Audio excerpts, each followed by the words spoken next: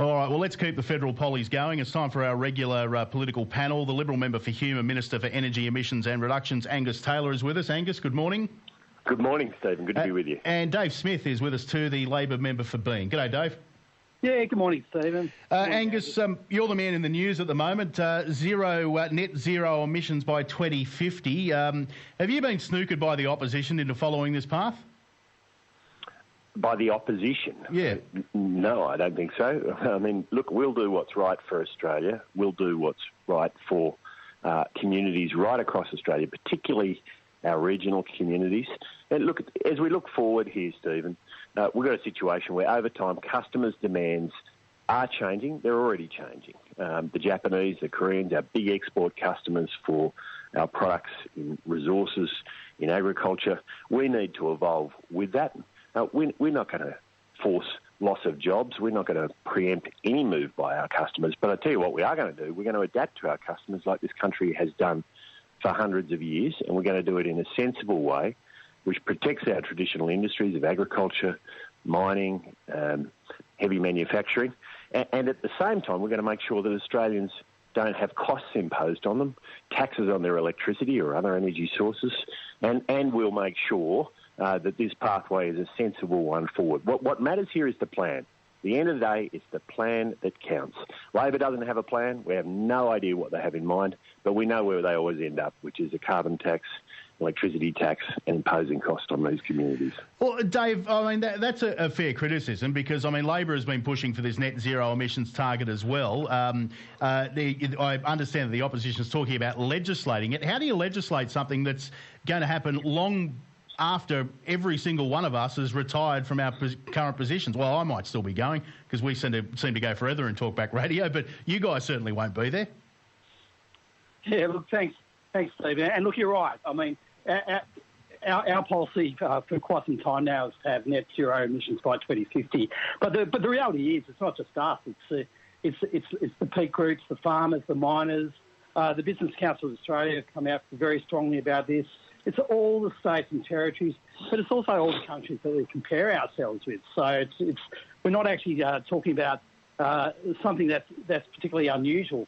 And I think the irony here is that the government talks about us not having a plan, but the reality is they want to commit to 2050 carbon neutral position too, but they still need a permission slip from the National Party to do so. Well, I mean, but isn't it, Angus, isn't it fair that the Nationals look after their own electorates? I mean, their responsibility is to their constituents before it is to the government. Well, 2 points. One is this is a decision of Cabinet. I mean, let's be clear about that. The Prime Minister's been clear about that yesterday, and that's what it is. So what David is saying is wrong. But secondly, you're absolutely right, Stephen. Look, we represent regional areas. Outside of Hunter, Joel Fitzgibbon, Labor doesn't. It simply doesn't represent the areas that are affected. And so it has never cared about these regions, and that's why we saw them impose a carbon tax on Australians, which slashed heavy manufacturing. We lost aluminium smelters. We lost heavy industry. We lost mining resources. We're not going to do that. We're simply not going to do that. And we will always have a balance in how we approach this. We're the right party to deal with the changing customer demands, the changing technologies, and we are seeing changing demand and technologies. We are very sensitive to the issues in regional areas, and we must be, because they are the people that need to deliver the outcomes in electorates like mine. They are also the people who will be worst affected by bad policies in this area, and right now we still don't know what Labor's policies are. Dave, I think that's a fair criticism. I mean, is Labor really fair income about this net zero emissions target, given that I had Anthony Albanese on the program last week and he ruled out even considering nuclear energy, suggesting that nowhere in the world are countries increasing their nuclear output, when we know that the UK are looking at building 6 new plants. Germany is now regretting their move away from nuclear in some respects. If we're going to do this, we need to use the resources available and the technology available. Well, look, Stephen, firstly, going back to the point on regional Australia, the big peak groups for regional Australia are on board with net zero by 2050. The National Farmers Federation has been leading the charge here. So to suggest that, in fact, a rump of nationals is somehow more represented nearly all the peak groups across the country to support this. And look, Labor's already put out significant areas of policy here about modernising and electrifying our national grid, about community batteries, about how we actually provide the incentives for electric cars. But look, I think the interesting thing here, Stephen, is Glasgow is a couple of weeks away, and the government still doesn't have a position on this. We know the position that they want to get to, which is the position that everyone else has come to now for some time, but they still don't have a position. But we're going to be pretty interested in seeing what comes out of Glasgow, because I think that will probably provide some additional pathways in terms of how we need to get to zero net emissions by 2050. Angus, I want to stay on this nuclear thing for a moment. There were suggestions on social media that the door might have just creaked open. What is the government's position?